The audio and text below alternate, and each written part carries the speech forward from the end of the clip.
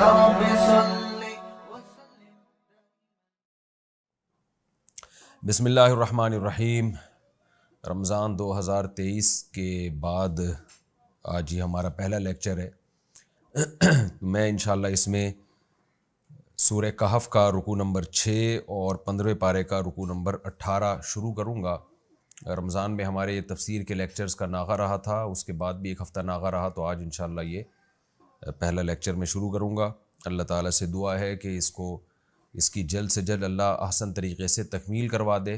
اور پھر میں یاد دہانی کے لیے آپ سب حضرات سے یہ کہوں گا کہ جو حضرات بھی لیکچر سن رہے ہیں کہ قرآن مجید سامنے رکھ کے سنا کریں اور ان لیکچرز کو آگے بھی پھیلائیں، شیئر بھی کریں ان کو، اور خود بھی ان دروس کا اہتمام کریں. بسم اللہ الرحمن الرحیم. حسب معمول اس رکوع کا مختصر لفظی ترجمہ مختصر گرامر کے ساتھ، پھر انشاءاللہ اس کی تفسیر. وَاضْرِبْ لَهُمْ مَثَلَ الْحَيَاةِ الدُّنْيَا، اور آپ بیان کیجئے ان کے لیے دنیاوی زندگی کی مثال. کما ان انزلنا، اس پانی کی طرح، انزلناہ من السماء، جو ہم نے نازل کیا آسمان سے، یعنی اس پانی کی طرح اس کی مثال ہے جو آپ بیان کیجئے. فاختلط بہ نبات الارض، اختلاط کا معنی ہوتا ہے اختلاط، مل جانا. کہتے ہیں نا اختلاط، مرد اور عورت کا اختلاط جائز نہیں ہے، مخلوط ماحول ٹھیک نہیں ہے. تو یہاں اختلاط کا مطلب ہے نبات الارض، زمین کے نبات. نباتات اردو میں بھی لفظ استعمال ہوتا ہے، پودوں کو کہتے ہیں، درختوں کو، اور جو بھی زمین کے نباتات اگنے والی چیزیں. تو فاختلط بہ، اختلاط جب کسی بھی چیز کا ہوتا ہے آپس میں، مرج ہوتی ہیں آپس میں، تو ان میں وہ گھنی ہو جاتی ہیں. یعنی جب پودے آپس میں اختلاط کرتے ہیں تو کیا مطلب، وہ گھنے ہو جاتے ہیں. تو مختلف قسم کے اس پانی کے ذریعے جو پودے نکلتے ہیں اور جو آپس میں وہ مل جاتے ہیں، اور اس کی وجہ سے ان کی گرینری میں اضافہ ہوتا ہے اور وہ خوب پھلتے پھولتے ہیں. تو اس پورے عمل کو اختلاط سے قرآن مجید میں تعبیر کیا ہے. تو اللہ تعالیٰ فرماتے ہیں فاختلط بہ نبات الارض، اس پانی کے ذریعے زمین کی نباتات پھلتی پھولتی ہیں، گنجان ہو جاتی ہیں. فاصبح حشیما، پھر وہ کھیتی کیا ہو جاتی ہے. اصبح یصبح، اصباحن کا معنی کئی بار یہ لفظ آ چکا ہے، اس کا معنی ہو جانا. اس کا معنی صبح کے وقت میں داخل ہونا بھی ہے، صبح کسی کام کا ہونا بھی ہے، اور مطلق ہونے کے معنی میں بھی آتا ہے، بس ہو جانا. اصبح زید، اصبح زید ذا مال، زید مال والا ہو گیا. اصبح زید فقیرا، زید فقیر ہو گیا. تو اصبح حشیما، حشیم کا معنی خش و خاشاک بن جانا، ریزہ ریزہ ہو جانا، تو یعنی خشک ہو کے ریزہ ریزہ ہو جانا. فاصبح حشیما، پھر وہ کھیتی ہو گئی ریزہ ریزہ، خشک ہو کے، یعنی خشک ہو کے ریزہ ریزہ ہو گئی. تذروہ الریاح، ذرا یذرو، تذروہ، ریاح ریح کی جمع ہے، ریح ہوا کو کہتے ہیں، ریاح ہوائیں. تو ہوائیں کیا کر رہی ہوتی ہیں، تذروہ، اسے بکھیر رہی ہوتی ہیں. وَكَانَ اللَّهُ عَلَى كُلِّ شَيْءٍ مُقْتَدِرًا، اور ہے اللہ تعالیٰ ہر چیز پر قدرت رکھنے والا، اقتدار سے ہے، مقتدر اس میں فاعل ہے. المال والبنون زینت الحیات الدنیا، مال اور بیٹے. البنون ابن کی جمع آتی ہے، بنون. ابن اصل میں بن ون تھا عربی میں نا، تو واو کو آخر میں حذف کر کے اس کی جگہ حمزہ لے آئے شروع میں. یہ عربی کا ایک قاعدہ ہے، اس کی ڈیٹیل میں آپ کو جانے کی ضرورت نہیں ہے. تو المال والبنون، مال اور بیٹے، زینت الحیات الدنیا، یہ دنیاوی زندگی کی زینت ہیں. والباقیات الصالحات، اور باقی رہنے والی چیزیں، الصالحات یعنی نیک اعمال. باقی رہنے والی چیزیں یعنی اس سے کیا مراد ہے، الصالحات. الصالحات میں موصوف محذوف ہے، یعنی الاعمال الصالحات، باقی رہنے والے جو نیک اعمال ہیں. خیر عند ربک، وہ تیرے رب کے نزدیک زیادہ بہتر ہیں، ثواباً بدلے کے اعتبار سے، وخیر، اور زیادہ بہتر ہے، عملاً امیدوں کے اعتبار سے بھی. یعنی اس اعتبار سے بھی زیادہ بہتر ہے کہ امیدیں لگائی جائیں، ان اعمال پہ اچھی امید لگائی جائے. یعنی امید انسان لگاتا ہے نا، کسی بھی آپ کے پاس دولت آتی ہے تو بھی فیوچر کی امیدیں ہو جاتی ہیں آپ کو. تو کسی بھی چیز میں فیوچر سے جب آپ اچھی امیدیں لگائیں گے تو اللہ تعالیٰ کہتے ہیں ان چیزوں میں سب سے بہتر چیز نیک اعمال ہے. تو نیک اعمال اس قابل ہیں کہ اس پر آپ مستقبل میں اچھی امیدیں لگائیں. وَيَوْمَ نُسَيِّرُ الْجِبَالَ، اور جس دن نُسَيِّرُ الْجِبَالَ ہم پہاڑوں کو چلا دیں گے، یعنی ہلا دیں گے اپنی جگہ سے. سارا یسیرو سیرن کا معنی چلنا، اردو میں بہت کامن ہے یہ لفظ، سیر کرنے جا رہا ہوں بھائی، ظاہر ہے چلے گا. اور سیرا یسیرو باب تفعیل میں جب جائے گا تو چلانا. اور ہم چلا دیں گے پہاڑوں کو جس دن. وَتَرَى الْأَرْضَ بَارِزَةً، اور آپ دیکھیں گے زمین کو بارزتاً چٹیل میدان. بارزہ یبرزو، بروزن کا معنی ہوتا ہے ظاہر ہونا. یہ لفظ بھی بار بار ایکسپلین کر چکا ہوں. حل من مبارز، جنگوں میں نعرہ لگتا تھا کوئی ہے ہمارے مقابلے میں ظاہر ہونے والا، آنے والا، کیونکہ وہ ایکسپوز ہو کے بالکل سامنے آئے گا نا، تو اس لیے اس کو مبارز کہا جاتا ہے. تو قرآن میں آتا ہے وَبَرَزُوا لِلَّهِ الْوَاحِدِ الْقَهَّارِ، لوگ قیامت کے دن اللہ جو واحد اور قہار ہے اس کے سامنے برزو بالکل ظاہر ہو جائیں گے، سب اپنی اپنی قبروں سے نکل کے آ جائیں گے. تو اب یہاں بھی اس کا مطلب سمجھیں. وَتَرَى الْأَرْضَ، ارض جو ہے نا عربی میں مؤنث ہے، یہ لفظ مؤنث ہے عربی میں. تو وَتَرَى الْأَرْضَ بَارِزَةً، اور آپ دیکھیں گے زمین ظاہر، زمین کے اوپر پہاڑ ہیں، زمین میں بہت ساری کھائیاں ہیں، ظاہر نہیں ہوتی.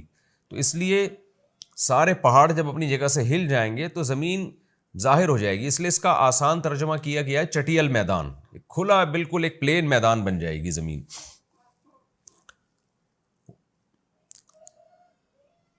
وَحَشَرْنَاهُمْ، اور ہم پھر ان لوگوں کو جمع کریں گے. فَلَمْ نُغَادِرْ مِنْهُمْ أَحَدًا، غَادَرَ يُغَادِرُ، مغادرتاً کا معنی ترک کرنا، تو باب مفعلہ سے. فَلَمْ نُغَادِرْ مِنْهُمْ أَحَدًا، پھر ہم ان میں سے کسی ایک کو بھی نہیں چھوڑیں گے، یعنی سب کو اپنے سامنے لے آئیں گے، سب کو جمع کریں گے. وَعُرِضُوا، اور لوگ پیش کیے جائیں گے. عَرَضَ يَعْرِضُ، عرضاً کا معنی پیش کرنا، کہتے ہیں نا عرض کیا ہے، یعنی آپ کے سامنے ایک بات میں پیش کر رہا ہوں. تو عُرِضُوا پیش کیے جائیں گے، عَلَىٰ رَبِّكَ تیرے رب کے سامنے، صفاً صف بستہ ہو کے. لَقَدْ جِئْتُمُونَا، پھر اللہ کہیں گے لَقَدْ جِئْتُمُونَا، تحقیق تم لوگ آ گئے ہو ہمارے پاس. کَمَا خَلَقْنَاكُمْ أَوَّلَ مَرَّةٍ، جیسے کہ ہم نے تمہیں پیدا کیا تھا پہلی مرتبہ، یعنی جیسے ہم نے پہلی مرتبہ پیدا کیا اس طرح تم ہمارے پاس آ گئے. کیا مطلب؟ پہلی مرتبہ بھی اپنی قدرت سے پیدا کیا تھا، جو بڑی اچھمے کی چیز تھی کہ ایک پانی کے قطرے سے ہم نے تمہیں بنا دیا، تو اب دوبارہ بھی ہم نے تمہیں بڑے عجیب طریقے سے پیدا کر دیا. یعنی یہ تشبیہ دی جا رہی ہے اس چیز میں کہ دونوں معاملے بالکل خدا کی قدرت کی دلیل ہیں، جو اسباب کی دنیا میں ممکن نہیں ہے. یہ مطلب نہیں ہے کہ تم ہمارے پاس بالکل اسی طرح آ گئے ہو جس طرح پہلی مرتبہ ہم نے تمہیں پیدا کیا تھا، کیونکہ اگر یہ مطلب ہم لیں گے تو یہ مطلب غلط ہے. کیونکہ پہلی مرتبہ تو اللہ نے سب کو انفراداً پیدا کیا تھا، لیکن جب قیامت کے دن جب جمع ہوں گے تو انفراداً نہیں ہوں گے، بلکہ ساری دنیا کے سارے انسان اکٹھے ہی قبروں سے نکل کے میدان حشر میں جمع ہوں گے. تو اس لیے اس کا ترجمہ کیا ہے کہ تم ایسے ہمارے پاس آ گئے ہو، یعنی اتنے عجیب طریقے سے دوبارہ زندہ ہو کے آ گئے ہو جیسے ہم نے پہلی مرتبہ تمہیں پیدا کر دیا تھا. وہ بھی ہماری قدرت تھی، یہ بھی ہماری قدرت. بل زعمتم، بلکہ تم نے یہ سمجھ رکھا تھا. بل کا مطلب کیا ہوتا ہے؟ بلکہ، اردو میں جس کو کہتے ہیں نا بلکہ، اور انگلش میں کہتے ہیں بٹ. یہ اعراض کے لیے آتا ہے نا، اضراب کے لیے آتا ہے. سوری، اضراب کا مطلب کیا ہوتا ہے کہ یعنی اس کو میں آسان زبان میں یہ سمجھاتا ہوں کہ پہلی مرتبہ جو ہم نے تمہیں پیدا کیا اس کا تقاضا یہ تھا کہ دوسری دفعہ بھی تم مان لیتے کہ ہم پیدا کریں گے، لیکن معاملہ اس کے برعکس ہوا. وہ کیا تھا کہ تم نے یہ زعم کر لیا تھا. زعم یزعم، زعمن کا معنی ہوتا ہے زعم کرنا، یعنی اردو میں بھی یہ لفظ اسی طرح استعمال ہوتا ہے، سمجھنا. یہ دعوے کرنے کے معنی میں بھی آتا ہے. یہ تم یہ سمجھا کرتے تھے یا دعویٰ کیا کرتے تھے الن نجعل لکم، الن اصل میں تھا ان لن نجعل، یہ لن نجعل الگ ہے، ان الگ ہے. تو جب نون ساکن کے بعد لام آتا ہے تو ملا کے پڑھتے ہیں، اور نون کو یہاں حذف کر دیا. تم یہ سمجھ بیٹھے تھے الن نجعل لکم، کہ ہم ہرگز نہیں بنائیں گے تمہارے لیے موعدن، کوئی وعدے کا وقت، یعنی ایسا ٹائم جس میں ہم نے وعدہ کیا ہوا ہو کہ ہم تم سب کو اپنے سامنے جمع کریں گے. تو تمہارا یہ خیال تھا کہ ایسا تمہارے لیے کوئی وعدے کا وقت نہیں ہے، بس ایک دفعہ مر گئے تو ختم. وَوُضِعَ الْكِتَابُ اور اعمال نامہ رکھ دیا جائے گا، فَتَرَى الْمُجْرِمِينَ اے مخاطب تو دیکھے گا مجرمین کو، کیا دیکھے گا؟ مشفقین گھبرا رہے ہوں گے. شفیقہ یشفق، شفقاً کا معنی ہوتا ہے گھبرانا، اور شفقتاً جب مصدر ہو تو اس کا معنی شفقت کرنا. تو شفیق یشفق شفقاً اس کا معنی گھبرانا. تو اشفق یشفق اشفاقاً کا معنی بھی گھبرانا. تو زیادہ تر یہ باب افعال ہی استعمال ہوتا ہے. فَتَرَى الْمُجْرِمِينَ مُشْفِقِينَ اے مخاطب تو مجرمین کو دیکھے گا مشفقین گھبرا رہے ہوں گے، مما اصل میں تھا من ما، ان چیزوں کی وجہ سے، فیہ جس میں وہ پڑے ہوئے تھے، یعنی ان اعمال کی وجہ سے جن اعمال میں وہ پڑے ہوئے تھے، ان اعمال کی وجہ سے مجرمین لوگ گھبرا رہے ہوں گے. وَيَقُولُونَ اور کہہ رہے ہوں گے یا ویلتنا ہائے کاش، یا ویلتنا ہائے ہماری بدبختی. یہ لفظ بھی کئی بار آ چکا ہے، کاش نہیں سوری، ویل سے ہے نا، ویل کہتے ہیں، یہ لیتا نہیں ہے، ویلتنا ہے. ویلا کا مطلب ویل تباہی کو کہتے ہیں. یا ویلتنا ہائے ہماری تباہی بربادی. کس بات پہ تباہی بربادی؟ ما لہذا الکتاب، اصل میں تھا ما لہذا، یہ لہذا جو ہے نا ہا کے ساتھ ملا ہوا، یہ لام جار رہا ہے، جیسے الحمدللہ تمام تعریفیں اللہ کے لیے. تو یہ قرآن مجید میں ایک عجیب بات ہے کہ قرآن مجید کی جو کتابت کی گئی ہے نا، اس میں عام کتابت کے قاعدے نہیں چلتے. کاتب وحی نے جس طرح بھی لکھ دیا تو آج تک 1400 سال میں اس کو اسی طرح لکھا ہوا ہے. اب آپ قرآن میں دیکھیں تو لہذا کا لفظ جب عربی میں لکھا جاتا ہے تو لام اور ہا کو ملا کے لکھا جاتا ہے. عربی کا اصل قاعدہ یہی ہے. لیکن کاتب وحی نے جب رسول اللہ صلی اللہ علیہ وسلم کے دور میں یا مصحف عثمانی کو جب مرتب کیا گیا اور اس میں جو چمڑوں پہ قرآن لکھا ہوا تھا جو حضرت عثمان کے پاس لا کے دیا گیا، تو کاتب وحی نے نبی کی موجودگی میں جیسے لکھ دیا نا، لام کو الگ لکھ دیا، انہوں نے ہادہ کو الگ کر دیا، جو عام اصولوں سے ہٹ کر ہے. تو آج تک کسی کی یہ جرت نہیں ہوئی ہے کہ لام کو ہا کے ساتھ ملا دیا جائے. تو قرآن میں اس کی اور بھی بہت ساری مثالیں ملتی ہیں. اس پر میرا پورا ایک لیکچر ہے، ایک بیان ہے میرا، کہ کتنے قرآن کے الفاظ ایسے ہیں کہ جیسے 3 شوشے ہونے چاہیے تھے، جیسے سین کے ہوتے ہیں نا، تو کاتب وحی نے 2 ڈال دیے، تو اب وہ 2 ہی ہیں. آج تک کوئی تیسرا 3 نہیں کر سکا اس کو. تو اس میں بھی ایک قرآن کا معجزہ ظاہر کرنا تھا کہ جیسے لفظ لکھ دیا گیا، تو اب چونکہ پڑھا بالکل صحیح جا رہا ہے، تو اب عرب لوگ سادہ طریقہ سے لکھا کرتے تھے کچھ، یعنی اب ظاہر ہے یہ جیسے آج کل کتابت ایک بہت ہی ایک فن یہ ترقی کر چکا ہے، تو عربوں کے دور میں ایسا نہیں تھا. تو سین کے کبھی پورے شوشے ڈال دیے، کبھی ایک رہ گیا ان سے لکھنے میں، تو جو رہ گیا وہ آج تک رہ ہی گیا، پھر وہ کسی نے اضافہ نہیں کیا اس میں. اس لیے علماء کا اس بات پر اجماع ہے کہ قرآن کی جو کتابت ہے نا وہ توقیفی ہے.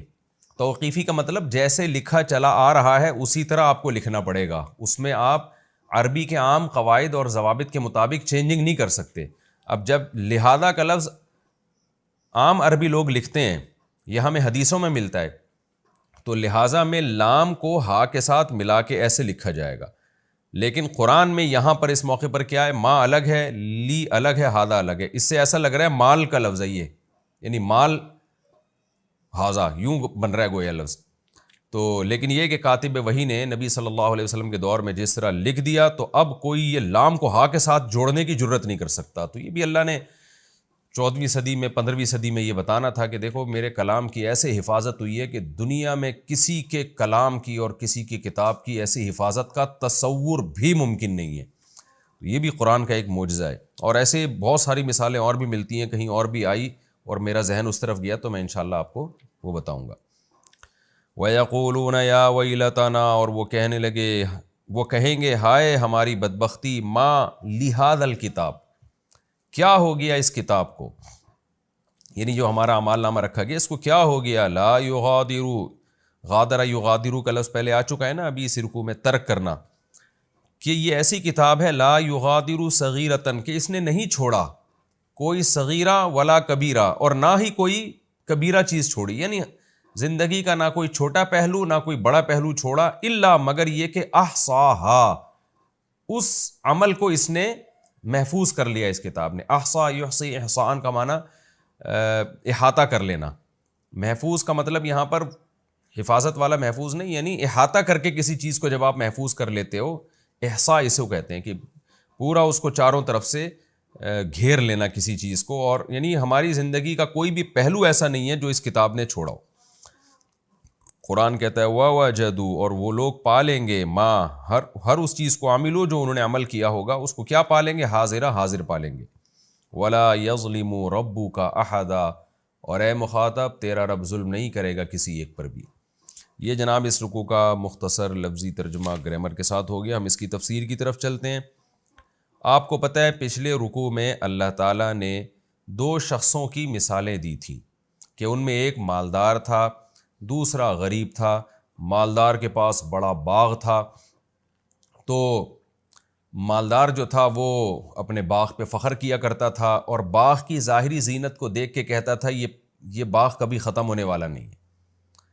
تو جو مسلمان تھا، توحید پرست تھا، اس نے کہا کہ بھئی یہ اللہ ہے جس کو رزق دیتا ہے، جس سے رزق چھین لیتا ہے، تو یوں کیوں نہیں کہتا کہ اگر اللہ نے چاہا، اللہ چاہے گا تو یہ دولت میرے پاس رہے گی، اور تو اس خدا کا کیوں انکار کر رہا ہے جس نے تجھے مٹی سے بنایا؟ تو اس دوست کی نصیحت بھی اس پر نصیحت نے بھی اثر نہیں کیا، کیونکہ وہ ظاہری نقشوں کو دیکھ رہا تھا۔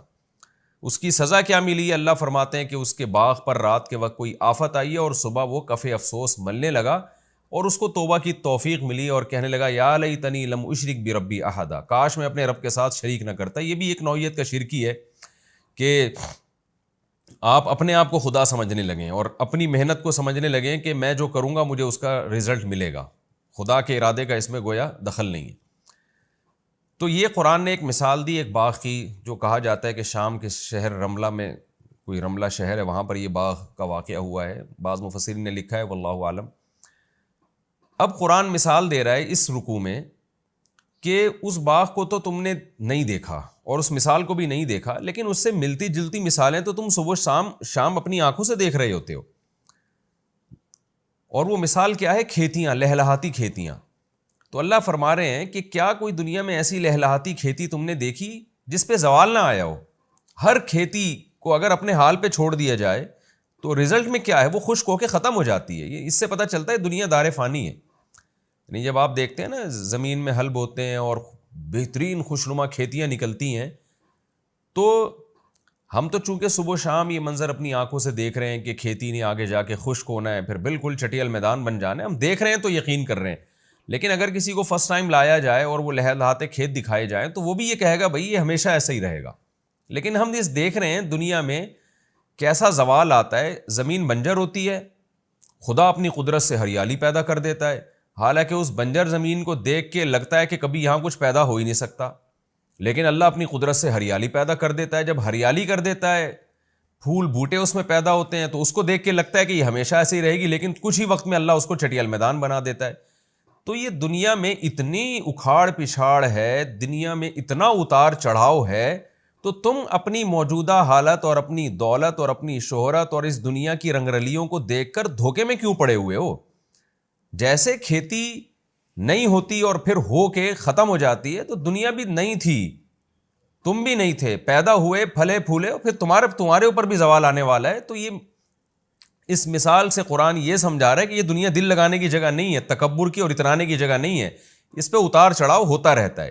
اس لیے قرآن آگے مثال دیتا ہے وَاضْرِبْ لَهُمْ مَثَلَ الْحَيَاةِ الدُّنْيَا، اے نبی آپ ان کے لیے بیان کر دیجئے دنیاوی زندگی کی مثال، کہ یہ دنیاوی زندگی جس پہ تم فخر کرتے ہو، دولت، شہرت اور لالچ اور ان سب چیزوں کے پیچھے بھاگ رہے ہو، کماء، اس کی مثال تو اس پانی کی طرح ہے، انزلناہ من السماء، جس کو ہم نے آسمان سے اتارا۔ یعنی صرف پانی کی طرح نہیں ہے، یہ پانی اور اس کے بعد جو کھیتیاں وجود میں آتی ہیں ان کی طرح ہے، اس پورے منظر کی طرح ہے جس کو آگے قرآن بیان کر رہا ہے۔ فاختلط بہ نبات الارض، پھر اس پانی سے زمین کی نباتات پھلتی پھولتی ہیں، ان میں ایک رونق پیدا ہوتی ہے، لیکن پھر اس کے بعد نتیجہ کیا نکلتا ہے؟ فاصبح ہشیما، اس کے بعد دوبارہ وہ ریزہ ریزہ ہو جاتی ہے، تذروہ الریاح، اور پھر ہوائیں اس کو بکھیر رہی ہوتی ہیں، کوئی حال نہیں ہوتا اس کا، ہوائیں ایسے بکھیر رہی ہوتی ہیں۔ وَكَانَ اللَّهُ عَلَىٰ كُلِّ شَيْءٍ مُقْتَدِرًا، اس سے صاف پتہ چلتا ہے کہ اللہ ہر چیز پر قدرت رکھتا ہے، وہ جب چاہتا ہے ایک زمین کو رونق دے دیتا ہے، اور جب چاہتا ہے اس رونق کو ختم کر دیتا ہے۔ تو تمہیں بھی جب چاہے گا اللہ دولت دے دے گا، جب چاہے گا چھین لے گا، تو یہ تمہاری چاہت پر نہیں ہے، یہ حقیقت میں اللہ کی چاہت پر ہے۔ آگے اللہ تعالیٰ اس دنیا کی وہ مثال دے رہے ہیں جس کو دنیا کہا جاتا ہے. ابھی تو اس آیت میں مثال دی نا اللہ نے, ایک عمومی مثال دی ہے کہ پوری دنیا کی مثال یہی ہے. اب چونکہ دنیا میں دو چیزوں کو بہت زیادہ فوکس کیا جاتا تھا خاص طور پر اس دور میں, آج ان میں ایک چیز کو فوکس کیا جاتا ہے دوسری کو نہیں, لیکن اس زمانے میں لوگ فطرت پہ تھے, لہذا دو چیزوں کو دنیا سمجھتے تھے, ایک دولت اور ایک اولاد کی کثرت, جن میں خاص طور پر بیٹوں پہ بڑا فخر کیا جاتا تھا. یہ تو فیملی پلاننگ والوں نے انسان کی فطرت ہی مسخ کر دی ہے, تو اب وہ اولاد کی کثرت پہ فخر کے بجائے لوگ شرمندگی محسوس کرتے ہیں. یہ ایسے ہی ہے جیسے عورت کو چھوڑ کے لوگ مردوں کی طرف مائل ہو رہے ہیں, عورتیں مردوں کو چھوڑ کر عورتوں کی طرف مائل ہو رہی ہیں, جو لیسبین قسم کی اور یہ جو LGBT ٹائپ کے مرد پیدا ہو رہے ہیں. تو یہ نیچر سے بغاوت ہے نا, کہ جس چیز میں اٹریکشن تھی وہ اٹریکشن ختم ہو گئی. تو آج انسانیت نے نیچر سے بغاوت کر دی ہے. تو اولاد کی کثرت میں پہلے انسان فخر کرتا تھا, اس کو نعمت سمجھتا تھا, خدا کا تحفہ, بلکہ تکبر کرتے تھے لوگ کہ میری اتنی اولاد ہے, میرے اتنے بچے ہیں. اور ظاہر ہے وہ سہارا بنیں گے, ان پہ خرچ اتنا نہیں ہوگا جتنا اس کا آؤٹ پٹ ہوگا, یعنی اس کا جو رزلٹ ہوگا وہ اس میں انویسٹمنٹ اتنی نہیں ہے جتنا اس سے ارننگ ہوگی ہماری. وہ ہمارا دست و بازو بنیں گے, وہ ہماری بڑھاپے میں سہارا بنیں گے. یہ ساری چیزیں کفار بھی اس پہ فخر کرتے تھے. یہ تو فیملی پلاننگ والوں نے دماغ خراب کر کے نا اتنا جھوٹ بولا ہے کہ جو چیز انسان کے لیے سب سے زیادہ اٹریکٹیو تھی وہی ایک تانا بن چکی ہے. یعنی اولاد کی کثرت جس پہ ہمیشہ سے انسان فخر کرتا تھا, اب وہ ایک تانا بنا دی ہے فیملی پلاننگ والوں نے. تو یہ بھی فطرت سے بغاوت ہے. لیکن قرآن چونکہ اس دور میں نازل ہو رہا ہے جب لوگ اپنی فطرت پہ تھے, تو قرآن مثال وہی دے گا جو نیچر کے مطابق ہوگی. اس لیے اب قرآن دنیا کی ان دو چیزوں کی مثالیں دے رہا ہے جو دنیا میں سب سے زیادہ قابل فخر سمجھی جاتی ہیں. اس کی مثال دے کے قرآن کہتا ہے کہ المال والبنون زینت الحیات الدنیا, مال اور اولاد. یہاں جو البنون ہے نا, بعض مفسرین نے اس کا ترجمہ اولاد سے کیا ہے, تو پھر اس میں بیٹیاں بھی داخل ہیں. اس کو کہتے ہیں صنعت تغلیب. جیسے والد کے لفظ میں ہم جب تثنیہ بناتے ہیں تو والدین, کیا مطلب, دو والد, یعنی ماں کو بھی والد ہی کے لفظ میں داخل کر لیا. تو یہاں بھی البنون یہ گویا کہ ایک علامت ہے, اس میں بیٹیاں بھی داخل ہیں, اولاد کے معنی میں استعمال ہوا ہے. تو اس کی مثال اردو میں بہت آسان دیتا ہوں میں. ہم کسی سے پوچھتے ہیں آپ کے بچے کتنے ہیں, تو بچے میں بچیاں بھی داخل ہوتی ہیں. حالانکہ جو آپ کی لڑکیاں ہیں ان کو بچی کہا جاتا ہے یا بچیاں کہا جاتا ہے, بچہ نہیں کہا جاتا. بچے جو ہے بچہ کی جمع ہے. تو کیا مطلب, مذکر کا لفظ استعمال ہوتا ہے, مراد اس میں داخل جو مؤنث ہیں وہ بھی ہوتے ہیں. تو البنون کا مطلب کیا ہے یہاں پر, اولاد. اس لیے بعض مفسرین نے اس کا ترجمہ کیا ہے کہ مال اور اولاد یہ دنیاوی زندگی کی زینت ہے. اور بعض نے اس کو اپنے ظاہر پر رکھا ہے کہ نہیں جی, چونکہ دنیاوی زندگی کی زینت بیٹیاں نہیں سمجھی جاتی تھیں, اور وہ لوگ بیٹوں پہ فخر کرتے تھے کہ وہ ہمارا سہارا بنیں گے, بیٹیوں پہ وہ فخر نہیں کرتے تھے, بلکہ عرب تو بیٹی کی پیدائش پر ان کے منہ سیاہ ہو جایا کرتے تھے. تو قرآن نے ان کے لحاظ سے ہی مثال دی ہے, یہ بتانے کے لیے کہ تم جن بیٹوں پہ فخر کر رہے ہو اور جس اولاد پہ فخر کر رہے ہو, اصل چیز اعمال ہے. تو یہ چیزیں فخر کرنے کی نہیں ہیں, شکر کرنے کی ہیں. بہرحال وہ تو قرآن اور سنت میں ہمیں بتایا گیا ہے کہ اولاد کی کثرت یہ قابل فخر نہیں ہے, لیکن قابل شکر بہرحال ہے. اب تو فیملی پلاننگ والوں نے اس کو قابل شکر بھی نہیں رکھا. تو قرآن کہہ رہا ہے المال والبنون, کہ دنیاوی مال و متاع یہ فنا ہونے والی چیز ہے. تو اس میں دنیا میں سب سے امپورٹنٹ چیز جو سمجھی جاتی ہے, اٹریکٹیو چیز سمجھی جاتی ہے, جس پہ لوگ بہت زیادہ تکبر کرتے ہیں, اتراتے ہیں, وہ ہے مال اور بیٹے. تو اللہ کہتے ہیں زینت الحیات الدنیا, یہ سب دنیاوی زندگی کی زینت ہیں بھائی. اور دنیا کا ہم نے تمہیں مثال دے دی ہے کہ یہ فنا ہونے والی ہے. یہی اولاد تمہیں کل قبر میں اتارے گی, اور یہی مال جب بغیر جیب کے کفن پہنایا جائے گا نا اور تمہیں قبر میں لٹایا جائے گا, تو یہی ساری اولاد تمہاری جو ہے یہ سارے تمہاری جائیدادوں کے حصے بخیے کر کے کھا رہی ہوگی. تو اس لیے یہ دنیاوی زندگی کی ایک زینت ہے. زینت کیا ہوتا ہے کہ وہ چیز جو دیکھنے میں اچھی لگتی ہے, چاہے حقیقت میں اچھی ہو یا نہ ہو. آگے کیا ہے, پھر سوال پیدا ہوتا ہے اللہ, پھر وہ چیز جو صرف زینت نہیں ہے بلکہ حقیقت سے اس کا بڑا گہرا تعلق ہے اور وہ واقعی ہمارے لیے فائدے مند ہے, تو وہ کیا چیز ہے؟ تو اللہ فرماتے ہیں والباقیات الصالحات, باقی رہنے والی چیزیں وہ نیک اعمال ہیں, خیر عند ربک, وہ تیری رب کی نظر میں ان چیزوں سے زیادہ بہتر ہیں. یعنی اولاد سے اور مال سے زیادہ بہتر کیا ہیں؟ وہ ہیں باقی رہنے والی نیکیاں، کیونکہ وہ اس لیے بہتر ہے، ظاہر ہے سب سے پہلی بات ہے وہ باقی رہنے والی ہیں، تو ثواباً وہ ثواب کے اعتبار سے بھی یعنی بدلے کے اعتبار سے، وخیر عملا، اور ان سے آپ زیادہ امیدیں بھی لگا سکتے ہیں۔ آپ نہ اولاد سے بہت زیادہ امیدیں لگا سکتے ہیں کہ آپ اولاد سے لوگ امیدیں لگاتے ہیں نا کہ یہ کر کے دیں گے، یہ یوں کما کے دیں گے، یہ ہمارے کام آئیں گے، ہو سکتا ہے کام نہ آئیں آپ کے، اور یہ بھی ممکن ہے کہ وہ آپ کی زندگی میں ہی مر جائیں، آپ کے بڑھاپے سے پہلے ان کی موت واقع ہو جائے۔ اسی طرح مال یہ چھن بھی سکتا ہے، یہ مال آپ کو نقصان بھی پہنچا سکتا ہے، مال قتل و غارت کا ذریعہ بن سکتا ہے، ہو سکتا ہے آپ کے مالدار ہونے کی وجہ سے کوئی آپ کو قتل کر کے چلا جائے۔ تو مال اور اولاد کے بجائے آپ امیدیں کس سے لگاؤ؟ نیک اعمال سے، کیونکہ تیرے رب کے نزدیک نیک اعمال سے امیدیں لگانا یہ زیادہ بہتر ہے، اور نیک اعمال پہ جو آپ کو فیوچر میں بدلہ ملے گا وہ اولاد اور مال کے بدلے سے زیادہ بہتر ہے۔ اولاد اور مال کا بدلہ کیا ہے؟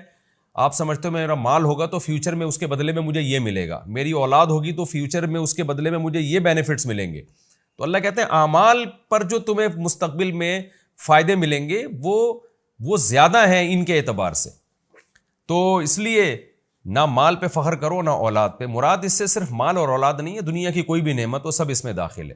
باقی خوب سمجھ لیں اس آیت کا یہ مطلب ہرگز نہیں ہے کہ اولاد کی کثرت کی فکر نہیں کرنی چاہیے، وہ تو نیک اعمال میں داخل ہے کہ آپ اولاد کی کثرت کی اللہ سے امیدیں بھی لگائیں اور اللہ سے دعائیں بھی مانگیں، اور اولاد کی کثرت کی خواہش بھی رکھیں، کیونکہ یہ تو قرآن و سنت کا حکم ہے۔ تو یہاں اولاد اور مال سے وہ مال اور وہ اولاد مراد ہے جو آخرت سے آپ کو غافل کر دے، جیسے کہ مشرکین مکہ جن کو اللہ نے بہت زیادہ بیٹے دیے تھے وہ اسی پہ فخر کیا کرتے تھے۔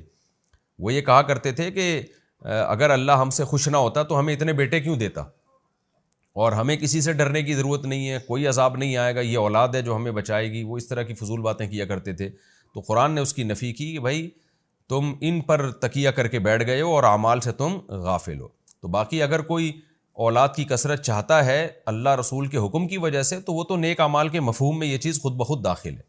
اسی طرح کوئی مال چاہتا ہے کہ میرے پاس مال زیادہ ہو اور نیت یہ ہو کہ اللہ اس کے رسول کا حکم ہے تاکہ میں خیر کے کاموں میں خرچ کروں اور لوگوں کے سامنے ہاتھ نہ پھیلاؤں، تو یہ مال پھر اللہ کے حکم کی وجہ سے مال کما رہا ہے، تو یہ نیک والباقیات الصالحات میں یہ داخل ہے، پھر یہ نیک اعمال میں داخل ہے، پھر یہ مال برائے مال نہیں ہے بلکہ تو شریعت کا حکم ہے۔ جیسے کہ رسول اللہ صلی اللہ علیہ وسلم نے فرمایا جو شخص تجارت کرتا ہے تاکہ لوگوں کے سامنے ہاتھ نہ پھیلائے، تو ایک روایت کا مفہوم ہے کہ اس طرح کا ایماندار تاجر قیامت کے دن پیغمبروں کے ساتھ ہوگا۔ تو اگر اچھی نیت سے مال کمایا جائے اور اچھی نیت سے اولاد کی کثرت رکھی جائے تو پھر وہ والباقیات الصالحات کے مفہوم میں داخل۔ اس آیت کی ایک اور تفسیر حضرت علی رضی اللہ تعالیٰ عنہ کی طرف بھی منسوب کی جاتی ہے، اس میں وہ کہتے ہیں الباقیات الصالحات سے مراد ہے بیٹیاں۔ حضرت علی رضی اللہ تعالیٰ عنہ فرماتے ہیں کہ اس سے مراد ہے بیٹیاں، اور اس کی دلیل کیا ہے، اس کا قرینہ کیا ہے کہ اللہ تعالیٰ نے پہلے بیٹوں کا تذکرہ کیا، المال والبنون زینت الحیات الدنیا، مال اور بیٹے یہ دنیاوی زندگی کی زینت ہیں، اور باقی رہنے والی صالح چیزیں، تو اس میں اللہ نے اعمال کا لفظ صراحتاً ذکر نہیں کیا۔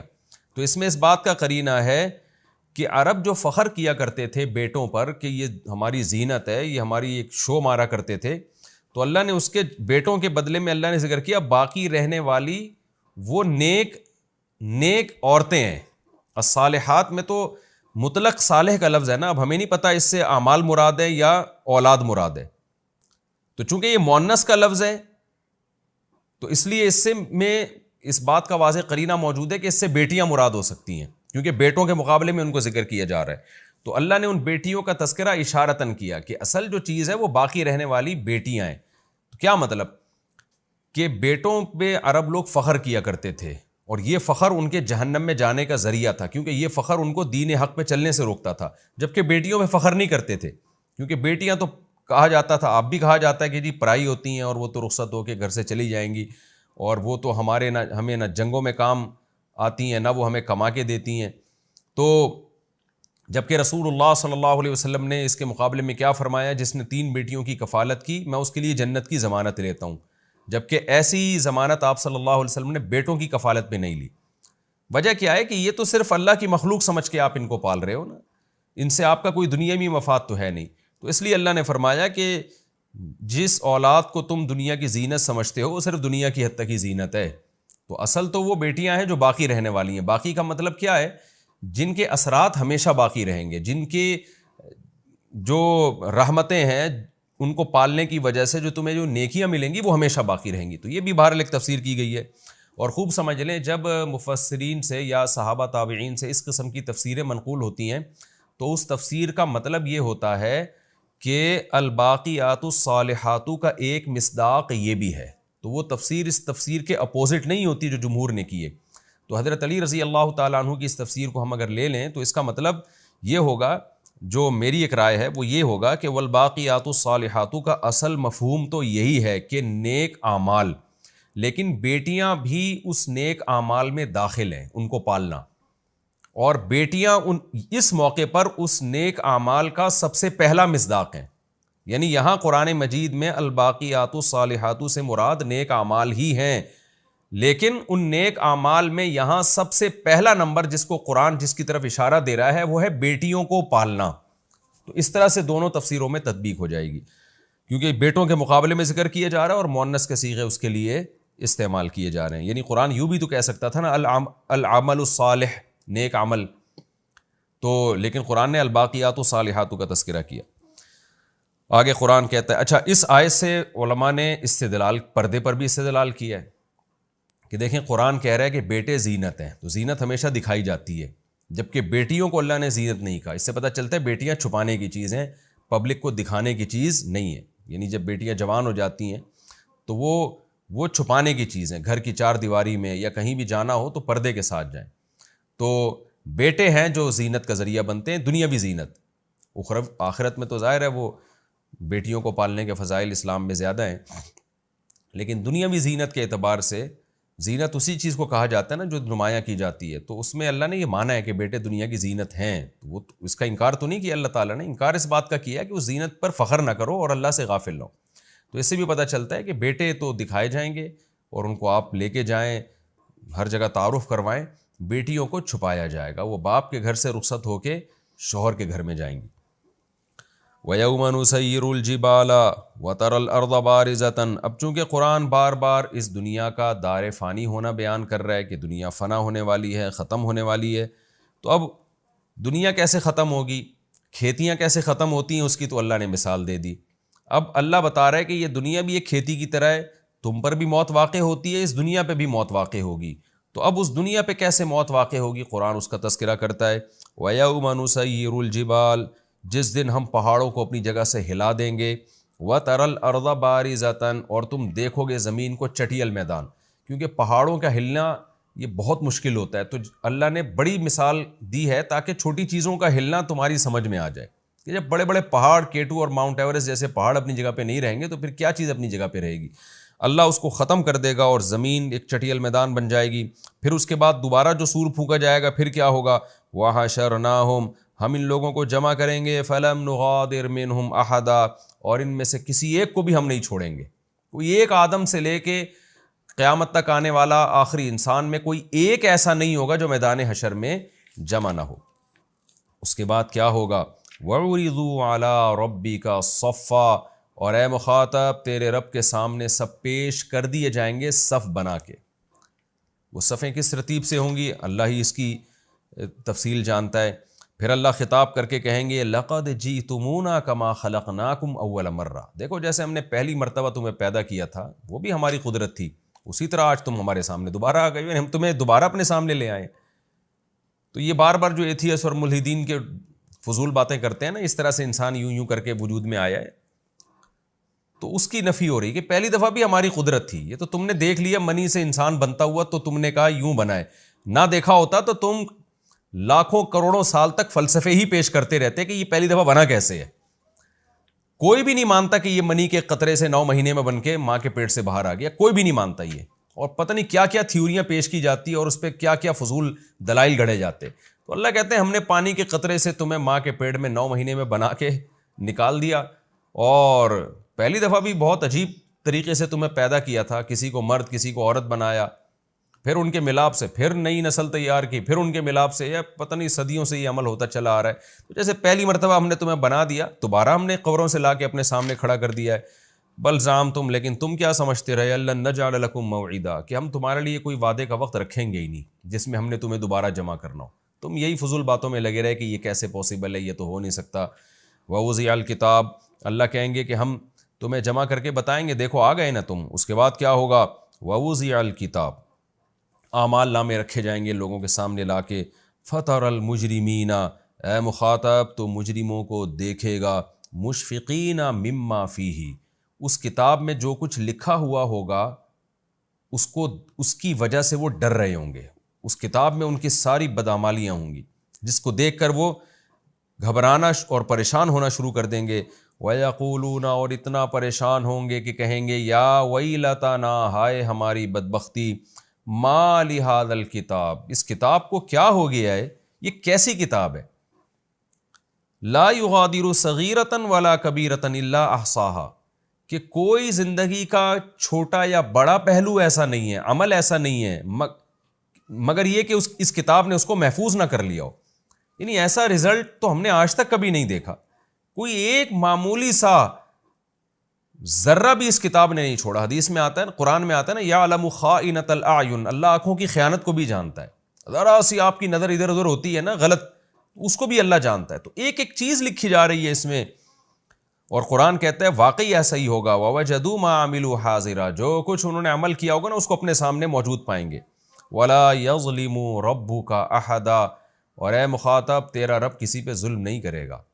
کیا مطلب، ایسا نہیں ہوگا کہ کوئی بدعملی کی نہ ہو اور تیرے رب نے اس اعمال نامے میں زبردستی لکھ دی ہو، اور ایسا بھی نہیں کرے گا کہ کوئی بدعملی کی نہیں ہو اور اللہ اس کی سزا دینا شروع کر دے، تو اس لیے جو کچھ ہوگا حقیقت پر مبنی ہوگا، تبھی ان کی چیخیں نکلیں گی۔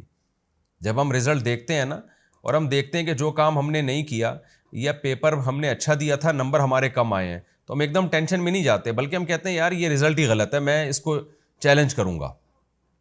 تھوڑی سی پریشانی تو ہوتی ہے، لیکن ایک امید بھی ہوتی ہے کہ بھائی میں نے تو پیپر اچھا دیا تھا، یہ اتنے تھوڑے نمبر کیوں آئے ہیں، اس کا مطلب یہ پیپر چینج ہوا ہے یا جو چیک کرنے والا ہے اس سے غلطی ہوئی ہے، تو میں جو ہے کیس کروں گا اس پہ۔